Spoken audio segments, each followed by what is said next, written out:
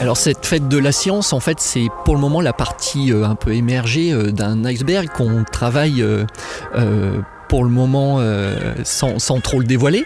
Mais il y a une ambition dans la vallée, je l'ai dit tout à l'heure, c'est de renouer véritablement avec notre histoire scientifique.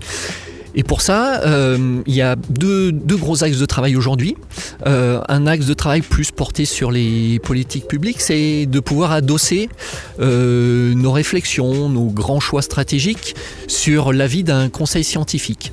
Donc depuis maintenant à peu près une année, on a réfléchi avec quelques chercheurs qu'on a réunis issus de diverses disciplines sur la manière de constituer un conseil scientifique, qui est une chose extrêmement rare quand il s'agit d'être au service d'une collectivité locale. On ne connaît même pas d'exemple. On a vu avec des rencontres ici avec des chercheurs canadiens cet été qu'il y avait certaines villes du Canada qui se lançaient là-dedans, mais on ne connaît pas vraiment d'exemple en France à cette échelle aussi locale que la nôtre. Donc voilà, ça c'est un premier axe de travail. Et puis il y en a un deuxième, je l'ai très légèrement évoqué tout à l'heure à propos du tourisme scientifique ou d'un tourisme de la connaissance. Et ça c'est ce qu'on appelle le projet ChamLab. À travers ce vocable-là, on voudrait davantage fédérer les acteurs locaux que j'ai déjà pu citer et leur donner l'occasion de mettre en valeur leurs travaux, leurs recherches et de les faire découvrir au grand public. Pour ça, ça nécessite un lieu qu'on a trouvé mais qu'il faut aménager. Là aussi, ça peut prendre quelques temps.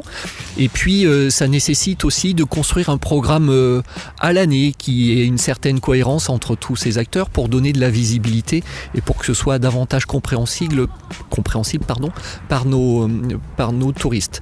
Donc, on travaille là-dessus en essayant de réfléchir à peut-être un label qui permettrait à des chercheurs, mais aussi à des institutions locales, des associations, pourquoi pas à des accompagnateurs ou des guides qui auraient suivi un certain nombre de formations, d'être labellisés et reconnus, et de cette manière être aptes à pouvoir délivrer un discours scientifique qu'on sait être le plus à jour par rapport aux connaissances qui sont acquises notamment dans cette vallée et dans ce massif. Donc voilà, ces choses-là, elles sont nouvelles, on y réfléchit et on en dira peut-être un petit peu plus lorsqu'elles seront davantage mûres et davantage prêtes à être expliquées en détail. Mais ce lieu, pour bien comprendre, ça sera un lieu dans lequel les scientifiques se rassembleraient pour un peu croiser leurs connaissances ? Alors, il y a deux aspects en effet. Ce qu'on souhaite, c'est que ce soit un lieu de rencontre entre les chercheurs et le grand public, mais aussi un lieu de rencontre entre chercheurs eux-mêmes. On sait notamment que les chercheurs certains viennent faire des thèses de doctorat ici.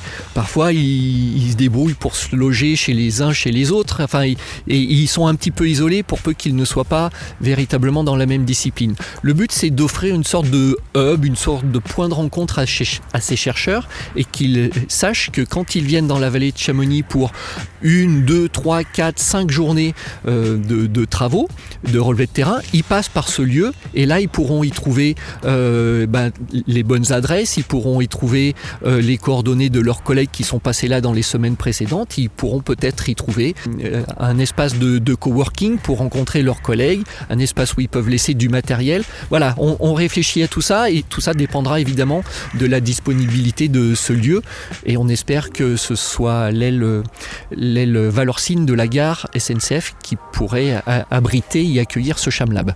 Ouais, on a un scoop là alors. C'est pas tout à fait un scoop encore parce qu'on c'est connu mais il faut qu'on s'entende avec la SNCF puisque c'est un bâtiment aujourd'hui qui appartient encore à la SNCF. Donc ce lieu qui serait dans l'aile droite de la gare de Chamonix, l'aile Valorcine, ça serait un lieu donc qui accueillerait aussi du public ? Oui, ce qu'on souhaite, c'est que ce soit le point de départ d'un parcours culturel plus large.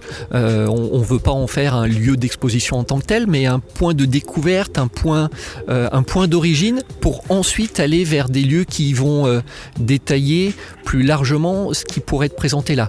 On sait aussi que le musée du Mont Blanc va être remis sur pied, totalement revu, avec une scénographie beaucoup plus ambitieuse, elle aussi mise au goût du jour. Donc voilà, ce projet premier point, le ChamLab, pourra nous renvoyer qui vers ce musée alpin, qui vers le chalet du Col des Montets, qui vers le futur glaciarium au Montanvert, et puis toutes les autres structures bien connues dans la vallée, de Barberine à Servoz. On pense à la maison du lieutenant, on pense au musée des Ouches, etc., etc. Et tout ça s'inscrit dans une dynamique plus large qui est celle de la labellisation pays d'art et d'histoire, dans laquelle la vallée de Chamonix est intégrée avec le pays du Mont Blanc, est en route. Voilà, c'est un vrai gros projet ambitieux pour la culture dans les vallées autour du massif du Mont Blanc, et ce serait un des points d'accueil de ce label pays d'art et d'histoire, mais ça je pense que Eve-Marie Higby vous en dira bien davantage. La radio sur les rails, un projet qui roule en partenariat avec la communauté de communes de la vallée de Chamonix, SNCF Voyageurs TER Auvergne-Rhône-Alpes et la région Auvergne-Rhône-Alpes. Globule Radio, la radio sur les rails.